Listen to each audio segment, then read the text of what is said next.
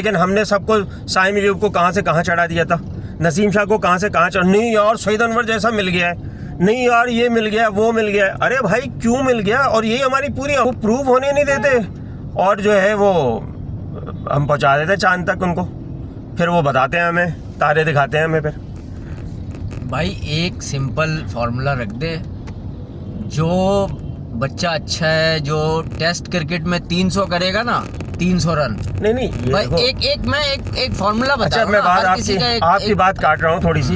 देखें test cricket में result आते आते आपको 3-4 साल कम से कम लग जाएंगे। वनडे में भी कोई कमोबेश इतने ही साल लगेंगे जब आपकी क्रिकेट इम्प्रूव होगी। ठीक है, अभी का टीका नहीं है, ये काफ़ी अर्से। T20 वाहिद फॉर्मेट है, आपको 10 साल का इंतज़ार नहीं करना, 5 साल का इंतज़ार नहीं करना, आपको 1 साल 2 साल में रिज़ल्ट आना शुरू हो जाएंगे।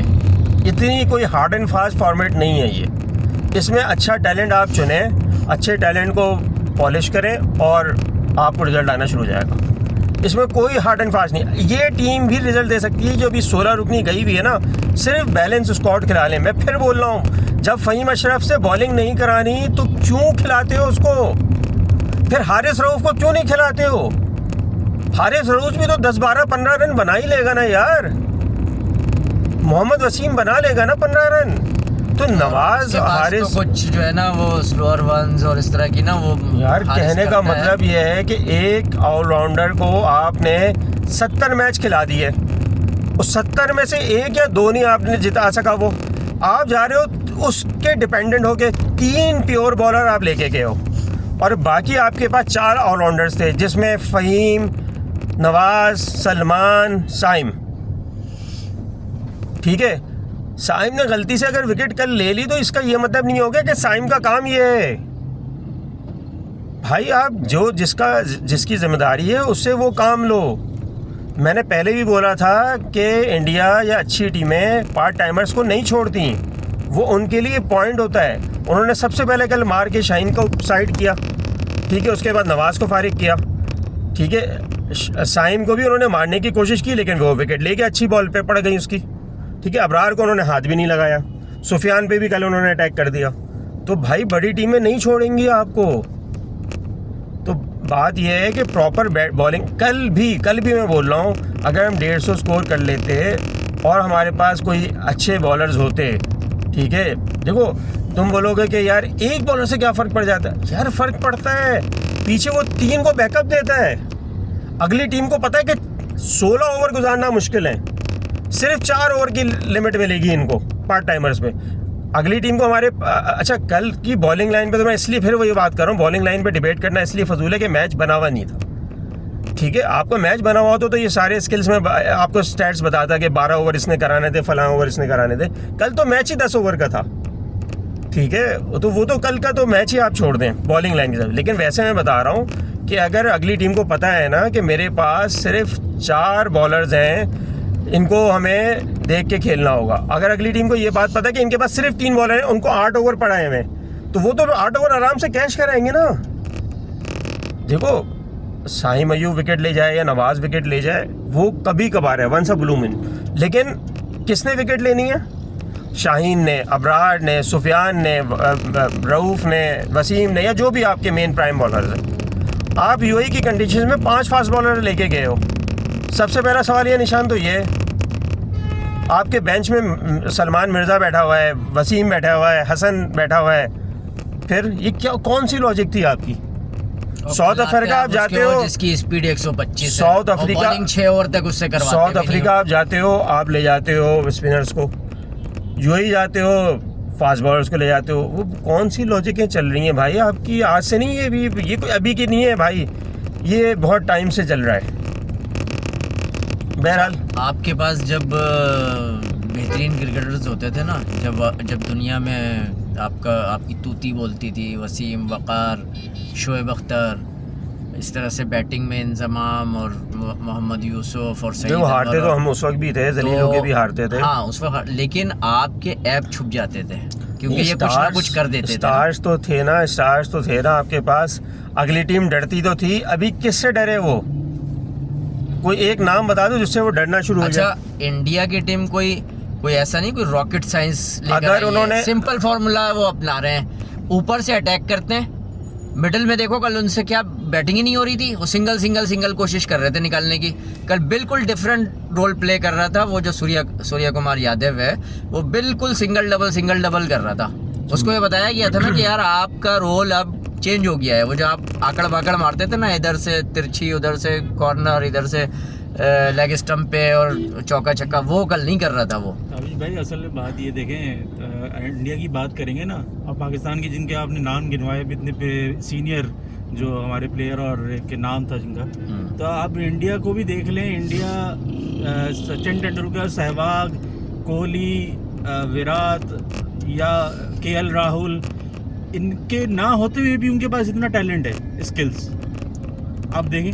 तो आप भाई, हम लोग डरते हैं ना, हम अपनी ए टीम नहीं बनाते, अपनी ए टीम बनाएं और अपनी इंटरनेशनल टीम से मुकाबला कराएं ना, टैलेंट का पता चल जाएगा। सिस्टम ही नहीं है सिस्टम। सबसे बड़ी खराबी है सिस्टम ये है। डोमेस्टिक के लड़के आपके मुसलसल इग्नोर होते हैं। टेम्पररी तौर डोमेस्टिक में आपके लड़के देंगे, मगर परमानेंट हल नहीं है वो जब तक सिस्टम सही नहीं होगा।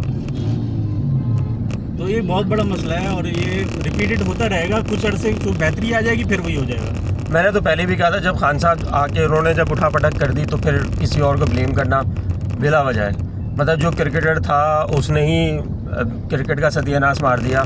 तो अब ये जो कर रहे हैं ये तो रूटीन का काम है, ठीक है। कहाँ गया मियांदाद? इमरान खान के ज़माने में ना मियांदाद नज़र आया, ना जो है वो यूनुस खान नज़र आया, ना राशिद लतीफ़ नज़र आया। चलो और भी नाम होंगे अच्छे, ना वो नज़र आए। भाई कोई तो आता सामने जो क्रिकेट को बेहतर करता।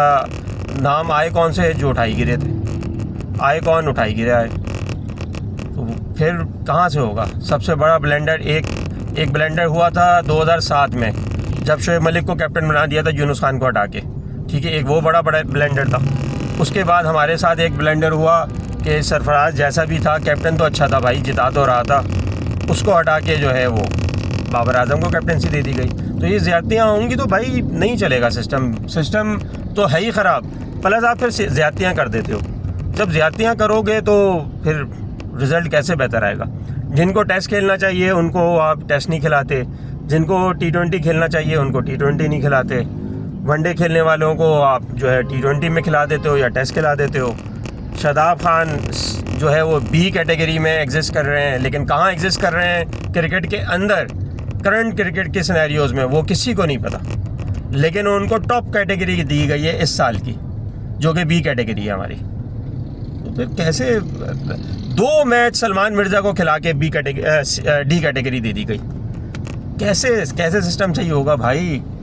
ये आज के रोना धोना नहीं कर रहे, हम तो देख रहे हैं ना भाई। देखो ना, फवाद आलम जैसे क्रिकेटर के साथ 10-10 साल तक ज़्यादती हुई, ठीक है। और सिर्फ एक फवाद आलम का नाम याद आ गया अभी, इसलिए बोलती है, वरना और भी बहुत सारे टैलेंट है उन्होंने ज़ाया किया। उस्मान सलाउद्दीन और पता नहीं क्या क्या कुछ, कैसे निकलेंगे टैलेंट? और लेफ्टी था ना आसिम।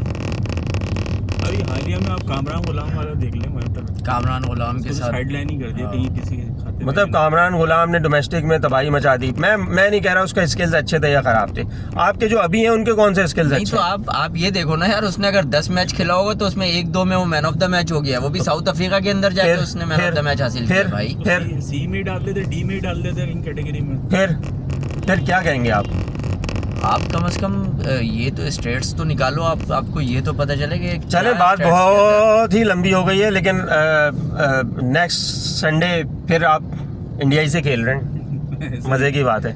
क्या आपकी राय में 30 सेकंड में क्या आप कहेंगे? देखो, मैं तो एक चीज़ जानता हूँ, आप एग्रेसिव अप्रोच के साथ जाएं, और लेकिन आपको क्रिकेट प्रॉपर खेलनी होगी। एग्रेसिव का ये मकसद नहीं है कि सर इधर पैर उधर, वो चक्कर नहीं करना होगा भाई। इंडियन टीम के पीछे एनालिस्ट बैठे हुए हैं और उनको वो सारा एनालाइज करके आते हैं कि आपके बच्चों के सर पैर कहाँ जा रहे हैं, कौन सा बॉलर आपका कहाँ बॉलिंग कर रहा है, तो वो सब कुछ एनालाइज करके आ रहे हैं भाई। वो बहुत आराम से वो पकड़ ले रहे हैं। तो अब आपके पास एक एक्स्ट्रा ऑर्डिनरी टैलेंट नहीं है कि वो उनको पता था कि यार शोएब अख्तर है या वसीम अकरम है, ये आउट ऑफ द बॉक्स इनके पेपर्स आ जाते हैं, तो वो सॉल्व करना मुश्किल होता है। तो आपके बच्चे तो सारे प्रेडिक्टेबल हैं, शाहीन शाह अफरीदी हो गया या दीगर, और आपका हसन वो जो आपका नवाज है वो है, तो ये प्रेडिक्टेबल है, इसलिए आपको वर्किंग करनी होगी बताएं कि बहुत। क्या सेम स्क्वाड के साथ हम जाएंगे या इसमें कोई तब्दीली आप करना चाहेंगे? मैं समझता हूँ कि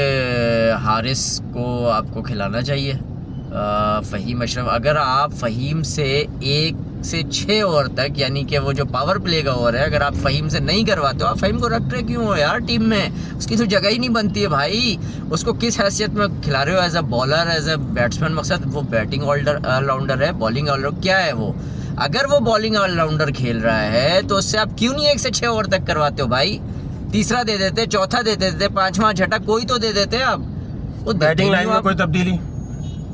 बैटिंग ऑर्डर में मैं ये समझता हूँ कि यार बैटिंग सही है, बस थोड़ा सा लड़कों को बकअप करें। और ये जो साइम अयूब का वो जो बल्ला खुलता है ना ऐसे करके, वो सीधा तुम देखो स्लिप में तीसरे चौथे, वेस्ट इंडीज़ में भी ऐसा ही आउट होता रहा, और यहाँ पर भी अभी उसका यही सिर्फ बल्ला ऐसे खुलता है, इधर से बल्ला लगता है और स्लिप में और थर्ड में। तो भाई ये तो एक नॉर्मल क्रिकेट देखने वाले को बात समझ में आ रही है, तो इतने सारे जो कलाकार हैं तो उनको नहीं समझ में आ रही होती कि उसका बल्ला ऐसे करके खुल रहा है। पहले खुलता नहीं था, पहले बल्ला उसका डाउन रहता था, अभी बॉलिंग से पहले बल्ला खुल रहा है। आपके ख्याल से अभी के स्क्वाड में सिर्फ अगर हम हारिस रऊफ को ऐड कर दें तो फ़हीम की जगह पे तो कुछ बेहतर हो जाएगी? देखो मैं तो ये समझता हूँ कि अभी के स्क्वाड की बात कर रहा हूँ। देखो विकेट जो है ना, विकेट स्लो है, हम तो ये गा रहे थे।